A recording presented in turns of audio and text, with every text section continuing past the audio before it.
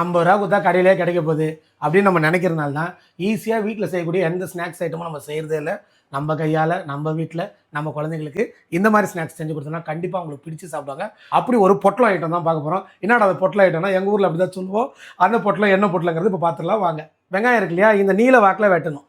கொஞ்சம் கனகனமாக வெட்டின பெரிய வெங்காயம் 3 நல்லா பெரிய சைஸு, அதை சேர்த்துக்கிறேன். இடித்து வச்ச 20 பல் பூண்டு, பொடியாக நறுக்கின 2 கொத்து கருவேப்பிலை, 6 பச்சை மிளகாய் இதையும் சேர்த்துறேன். ஒரு ஃபுல் ஸ்பூன் உப்பு இது வரையும் சேர்த்துட்டு நல்லா மிக்ஸ் பண்ணி விடுங்க உப்போடு சேர்த்து.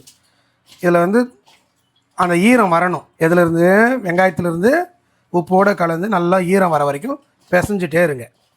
மாமா உங்ககிட்ட ட்ரைனிங் எடுத்துகிட்டு போனவங்க ஆஃபர் பிரியாணிலாம் போட்டிங்கல்ல வீடியோ, அதெல்லாம் எப்படி போணுச்சு சொல்லவே இல்லை. எனக்கு அந்த கடை வச்சவங்க ஃபோன் பண்ணதை விட 2-3 பேர் மெசேஜ் பண்ணாங்க, சாப்பிட்டு பார்த்தோம் ரொம்ப நல்லா இருந்துச்சுன்னு. ஒரு கடையில் 40 கிலோக்கு மேலே போயிருக்கு அன்றைக்கி ஒரு நாள். எனக்கு ரொம்ப சந்தோஷம்.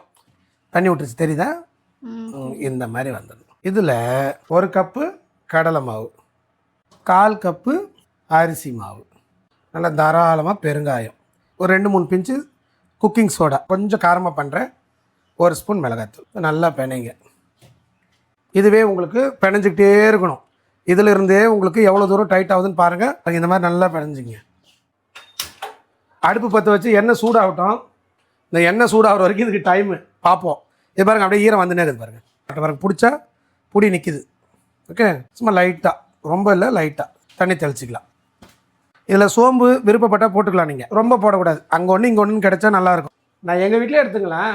நாங்களாம் ஸ்கூலுக்கு எப்படி போனோம் எப்படி வந்தோன்னே எங்கள் அம்மாக்கெல்லாம் தெரியவே தெரியாது. காலையில் சோறு ஆக்க வச்சுட்டு அவங்க ஒரு வேலைக்கு போயிடுவாங்க, நாங்கள் பாட்டு சாப்பிட்டுட்டு நாங்கள் போவோம். ஸ்கூல்லேயே சோறு போடுவாங்க, அங்கேயே சாப்பிட்ருவோம் வந்துடுவோம். ஆனால் இப்போ ஸ்கூலில் பிள்ளைங்களை எதுவுமே சேர்த்துட்டு அதுங்களுக்கு 10:30 மணிக்கு ஒரு ஸ்நாக்ஸு, 12:30 மணிக்கு லஞ்சு, 2:30 மணிக்கு ஸ்நாக்ஸு, ஜூஸ் பிரேக் ஒன்று இருக்கான், அதுக்கு ரெடி பண்ணோமா, இத்தனையும் ரெடி பண்ணி அனுப்பி ஆகணும் ஸ்கூலுக்கு. இப்போ அதுவே ஒரு பெரிய வேலையாக இருக்குது வீட்டில். எண்ணெய் வந்து புகையாக காயணும், ரெடி காயணும், புகை வர மாதிரி காயணும். அப்போ மட்டும்தான் இது பிரியாமல் வரும். ஒரு சிங்கிள் போட்டு பார்க்குறேன், எப்படி வருதுன்னு உங்களுக்கு காமிச்சிட்டு அப்புறமா நான் மொத்தத்தையும் பொரிச்சு எடுக்கிறேன். இப்போ எண்ணெய் புகைய ஆரம்பிச்சிருச்சு, போட ஆரம்பிச்சிடலாம். கை ரொம்ப பத்திரம், பொறுமையாக போடுங்க. இது நல்லா அடங்கணும், அந்த நுரை அடங்கிடுச்சு. இது வரைக்கும் நான் கரண்டியை உள்ளவே விடலை. இப்போ தான் அப்படியே எடுத்து பிரட்டி விட போகிறேன். இது கிட்டத்தட்ட ஹை ஃப்ளேம்லேயே வேகணும், அப்போ தான் உங்களுக்கு கலர் மாறி நல்லா வரும். இந்த மாதிரி கலர் மாறினோடனே எடுத்துடலாம். நல்லா முருவலாக ஈவினிங் ஸ்நாக்ஸ் ரெடி.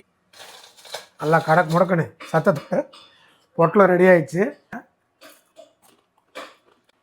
நல்லா அருமையான ஒரு ஸ்நாக்ஸு.